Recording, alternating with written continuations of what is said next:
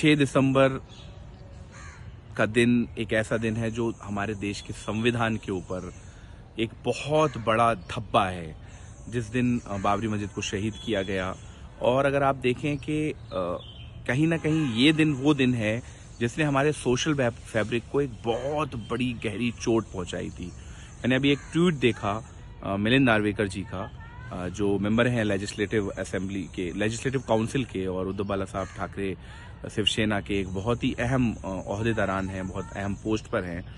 उसका 6 दिसंबर का जश्न मनाना कुछ नहीं है, सिर्फ एक इमेजिनरी पास्ट को मतलब सेलिब्रेट करने जैसा है, जो इस देश के नागरिकों को कुछ नहीं देता है। हम बात कर रहे थे, हमने चुनाव के बीच में देखा कि शिवसेना एक ऐसे हिंदुत्व की बात करती थी जो घर जलाना नहीं, घर चलाना जानता है। लेकिन इस तरह के पोस्ट करना सिर्फ ये दर्शाता है कि आप जनता के मुद्दों से थोड़ा सा भटक रहे हैं।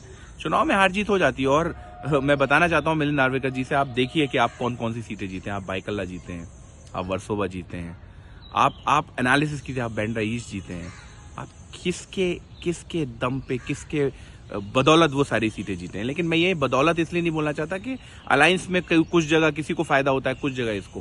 लेकिन मैं आपसे विनती करना चाहता हूँ, लोगों के जख्मों को, इस देश के संविधान के ऊपर जो जख्म है उसको मत कुरेदिए।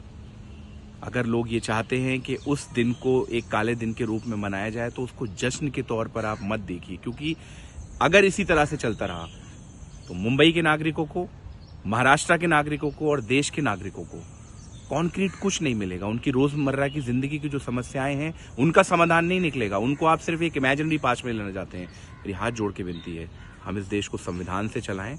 इस देश को बाबा साहब अम्बेडकर, क्योंकि आज महापरिवर्तन दिवस भी है, हमें बाबा साहब अम्बेडकर के संविधान से इस देश को चलाना है, ना कि कुछ गुंडों के द्वारा किसी का घर तोड़ देना या किसी का घर बुलडोजर कर देना।